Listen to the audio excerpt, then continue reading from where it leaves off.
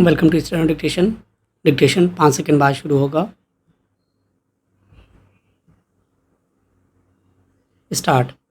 3 राज्यों की 3 विधानसभा सीटों पर हुए उपचुनावों में से 2 में भाजपा की हार यह संदेश देने वाली है कि उसकी चुनौतियां बढ़ भी सकती हैं। इनमें से बिहार की बांकीपुर सीट के परिणाम ने इसलिए सबसे अधिक ध्यान खींचा क्योंकि 1955 से यह भाजपा के पास थी।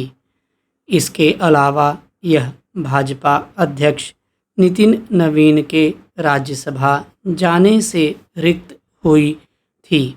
भाजपा केवल अपने अध्यक्ष की सीट बचाने में ही नाकाम नहीं रही, बल्कि उसे पराजय का स्वाद बिहार में भाजपा के मुख्यमंत्री रहते हुए चखना पड़ा। चूँकि मध्य प्रदेश की दतिया विधानसभा सीट कांग्रेस के पास थी और यह क्षेत्र उसका ही गढ़ है, इसलिए भाजपा यहाँ अपनी पराजय को हल्के में ले सकती है।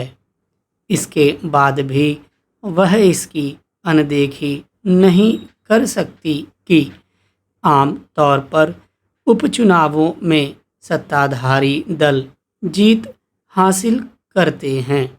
जैसे गुजरात की मांजलपुर सीट भाजपा ने आसानी से जीत ली। निस्संदेह उपचुनाव नतीजों के आधार पर यह नहीं कहा जा सकता कि वे सदैव किसी बड़ी लहर का सूचक होते हैं। इतना अवश्य है कि कई बार वे बदलते राजनीतिक माहौल का परिचायक बन जाते हैं।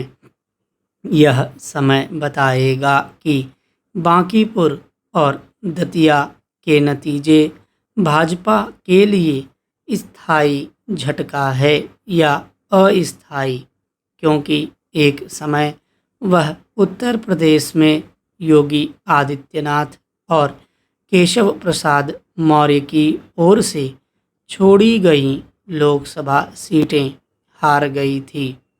बांकीपुर से जन सुराज पार्टी के प्रशांत किशोर का चुनाव जीतना इसलिए महत्वपूर्ण है क्योंकि एक तो वे प्रधानमंत्री मोदी की नीतियों पर सवाल उठा रहे थे और दूसरे मुख्यमंत्री सम्राट चौधरी को सीधे तौर पर चुनौती दे रहे थे। यह भी उल्लेखनीय है कि वे मुख्य विपक्षी दल राजद को तीसरे स्थान पर धकेलने में सफल रहे। स्पष्ट है कि बांकीपुर का नतीजा राजद के लिए भी चिंता का कारण बनना चाहिए। कहना कठिन है कि बांकीपुर में जीत हासिल कर पहली बार विधायक बने प्रशांत किशोर बिहार में तीसरी राजनीतिक शक्ति खड़ी कर पाएंगे या नहीं, लेकिन उनकी जीत कहीं न कहीं जनता के असंतोष को बयान करती है। इस असंतोष के कारणों में राज्य के साथ केंद्र सरकार की रीति नीति भी हो सकती है और स्थानीय समीकरण भी। यह ध्यान रहे कि उपचुनाव एक ऐसे माहौल में हुए जब नीट पेपर लीक को लेकर युवाओं के आक्रोश को भुनाया जा रहा था। इसके पहले उच्च शिक्षण संस्थानों में जातिगत भेदभाव रोकने वाले यूजीसी के नियमों ने सामान्य वर्ग के लोगों को नाराज किया था। इसके अतिरिक्त बिहार में भरत तिवारी एनकाउंटर जैसे मामले भी चर्चा में थे। यह भी न भूला जाए कि बांकीपुर से भाजपा ने अपना प्रत्याशी बदलकर अपने लिए मुसीबतें बढ़ाईं।